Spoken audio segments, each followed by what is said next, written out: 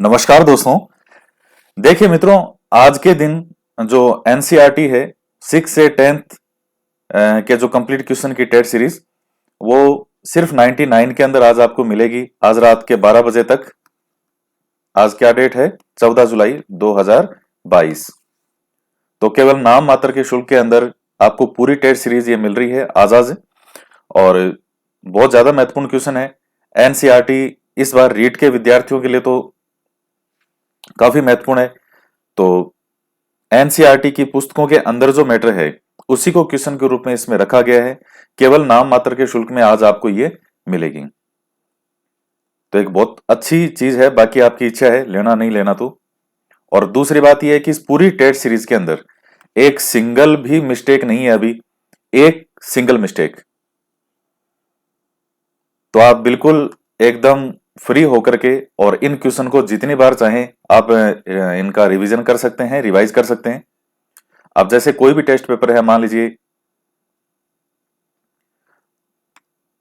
जो भी आपको सही लगे। अब जैसे 8th क्लास की हिस्ट्री है तो सारे क्वेश्चन जो है इनके चैप्टर वाइज। आप कोई चैप्टर मान लीजिए थोड़ा उसमें से क्वेश्चन अच्छे बन रहे, क्वेश्चन की संख्या ज्यादा बन रही है तो उसके जैसे 2 फोल्डर बना दिए, लेसन 2 और लेसन 2 का ही दूसरा पार्ट।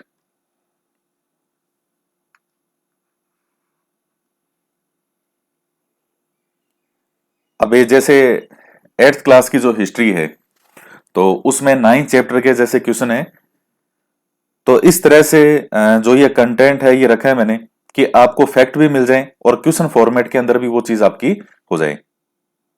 तो जैसे इतने अच्छे से प्रश्न इसमें से बने हैं। अब जैसे 1878 के अंदर आर्म्स एक्ट पारित किया गया जिसमें भारतीयों को हथियार रखने का अधिकार छीन लिया गया। और इसके बाद में 1878 में ही वर्नाकुलर प्रेस एक्ट पारित किया गया। इसमें प्रावधान था कि अगर किसी अखबार में कोई आपत्तिजनक चीज छपती है तो सरकार उसकी प्रिंटिंग प्रेस सहित सारी संपत्ति को जब्त कर सकती है। सही कथन का चयन करें।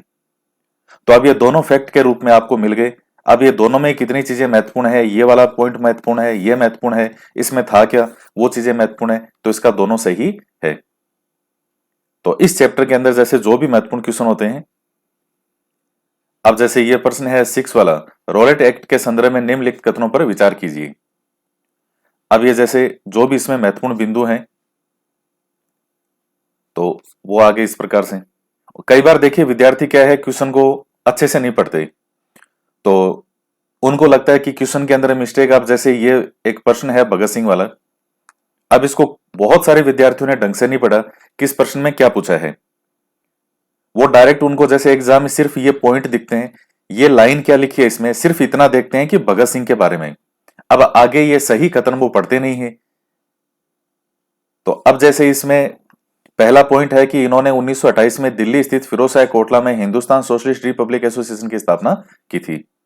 दूसरा क्या है कथन, 8 अप्रैल 1938 को केंद्रीय विधान परिषद में बम फेंका था। अब इसमें केवल एक और दोनों सही है, केवल दो या दोनों गलत हैं। तो अब इसमें से काफी विद्यार्थियों ने कहा कि सर ये दूसरा पॉइंट आपने गलत लिखा है, ये 1929 को जो है ये बम फेंका था। भाई क्वेश्चन में पूछ क्या रहा है आपसे, सही कथन पूछा है उसने तो सही फर्स्ट है, तो इसका सही उत्तर हो जाएगा केवल फर्स्ट।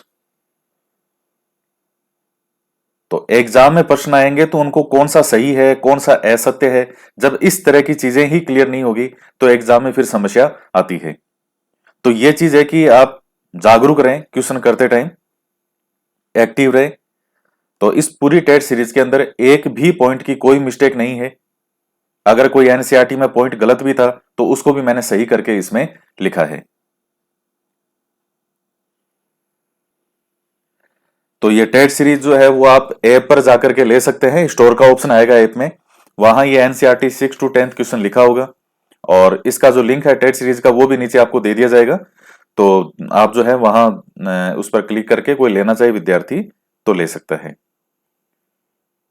तो ये आज आज के लिए रहेगा 99 में। तो इस वीडियो में इतना ही।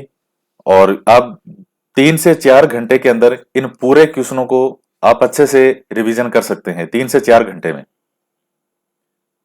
क्योंकि एनसीईआरटी के अंदर इतनी सारी बातें लिखी होती है उसमें, तो वो जो पॉइंट निकल करके आते हैं उन पॉइंट को क्वेश्चन के रूप में रखा है। तो ये तो पूरा सार है एक तरह से एनसीईआरटी का। तो इस वीडियो में इतना ही, तो मिलते हैं नेक्स्ट वीडियो में। जय हिंद, जय भारत।